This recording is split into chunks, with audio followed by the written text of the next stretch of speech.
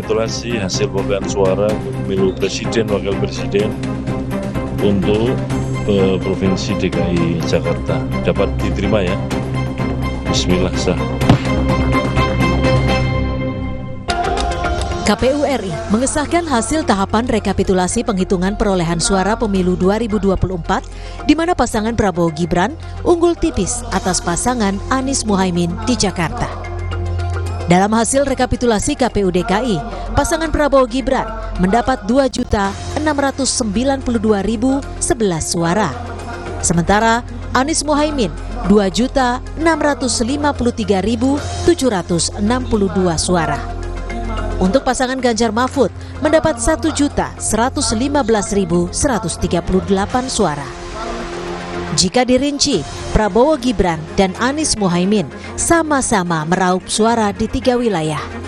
Prabowo Gibran unggul di kota Jakarta Barat dan Utara, serta Kabupaten Kepulauan Seribu. Sementara Anies Muhaimin unggul di kota Jakarta Pusat, Selatan, dan Timur. Pasangan calon nomor 1 2653762. Pasangan nomor 2 2692011. Pasangan nomor 3 1115138. Kemenangan Prabowo Gibran di Jakarta memang kenyataan pahit bagi Anies Imin. Mengingat DKI adalah basis suara Anies yang pernah menjabat sebagai Gubernur Jakarta. Di sisi lain, Partai Keadilan Sejahtera yang merupakan koalisi pendukung pasangan nomor urut 1 meraih urutan pertama perolehan suara pemilihan anggota DPRD.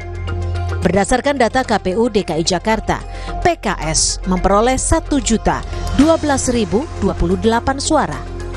Disusul PD Perjuangan dengan 850.173 suara dan Partai Gerindra 728.297 suara.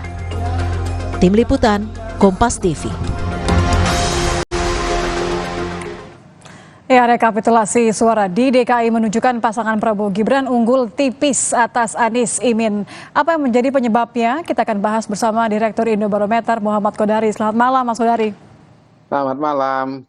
Ya. Mas Kodari, kalau kita lihat Prabowo ini kan selisihnya ya 38.243 suara. Ini selain saya ingin tanya seberapa kaget atau seberapa wajar menurut Anda, ini beda tipisnya karena memang mesin partainya bergerak begitu bagi Gerindra begitu ya, atau karena popularitas Anies yang ternyata bergeser ke Prabowo? Mungkin di luar itu semua ya. Saya kebetulan punya satu teori besar bahwa Pilpres 2024 ini sangat ditentukan oleh popularitas Pak Jokowi. Nah, ini masih Jokowi efek ya?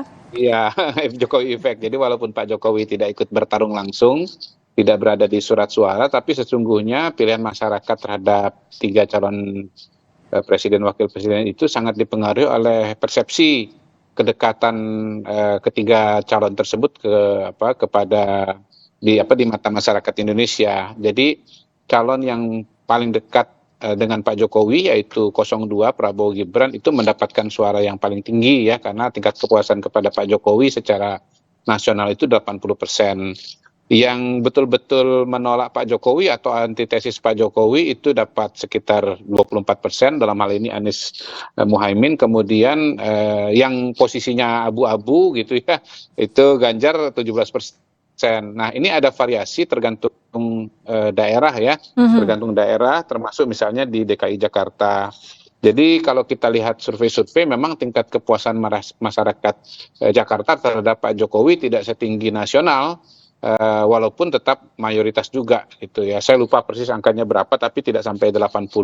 Mungkin barangkali sekitar 70-an persen lah, kira-kira begitu. Jadi kalaupun, maaf saya potong Mas Kodari, kalaupun Anies punya yang dianggap harusnya punya modal kuat karena sudah jadi Gubernur DKI 2017, terus kemudian juga PKS juga paling tinggi ya, DPRD pileknya kuat begitu. Ini modalnya tetap tidak mampu untuk menjadi faktor krusial menang lawan Prabowo. Betul. Untuk perbandingan kita bisa bandingkan dengan Provinsi Jawa Tengah ya, di mana Mas Ganjar menjadi gubernur bahkan 2 periode. dan itu wilayah dikenal sebagai kandang banteng atau basis PDI Perjuangan. Di Jawa Tengah kalahnya malah lebih telak lagi. Ganjar Mahfud sebagai petahana gubernur dibandingkan dengan Prabowo Gibran. Di Jawa Tengah itu Prabowo Gibrannya 53%, kemudian Ganjar Mahfudnya 34%.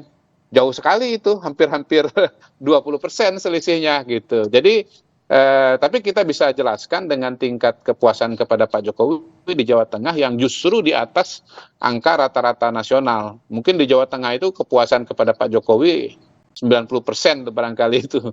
Tapi yang jelas di atas 85 lah seingat saya ya, di atas rata-rata nasional. Salah satu provinsi dengan tingkat kepuasan tertinggi kepada Pak Jokowi itu ada di Jawa Tengah. Nah, kemudian kelihatannya memang pendukung Mas Anies loyalis Anies ya di DKI ini mungkin bloknya itu agak lebih besar sedikit dibandingkan dengan Mas Ganjar di Jawa Tengah. Mas Ganjar kan hanya dapat 34%, sementara Mas Anies masih bisa dapat sekitar 41%. Ya, di pusat, selatan, dan timur ini masih unggul ya. Betul. Nah, memang begini, ada elemen yang lain, ada penjelasan-penjelasan berikutnya yang mewarnai dinamika di tingkat daerah. Misalnya di DKI ini ada suku Betawi yang notabene secara konsisten kalau temuan di survei itu dukungannya mayoritas sekali kepada Anies Baswedan gitu. Dan kita tahu bahwa suku Betawi itu jumlahnya cukup besar di Jakarta. Saya lupa jumlahnya persis berapa, tetapi cukup besar. Saya kira Betawi ini menjadi block vote untuk Mas Anies ya. Nah, kalau di Jawa Tengah, block vote semacam ini tidak terjadi untuk Mas Ganjar ya.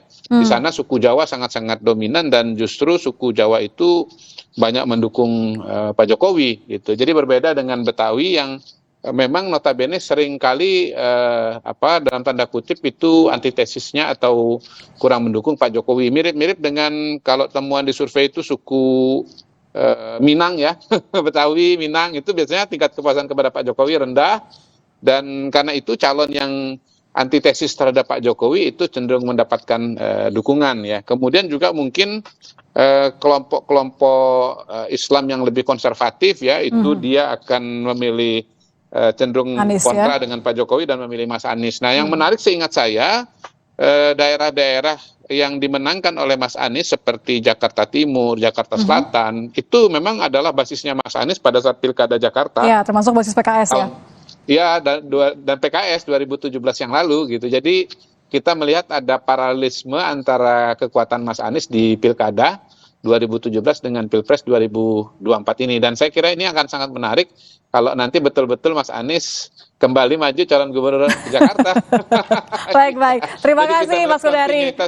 Ya, kita bisa lihat nanti kontinuitas suara antara Pilkada 2017 karena PKS ini dan proyeksi nanti Pilkada 2024 akan datang. Begitu demikian.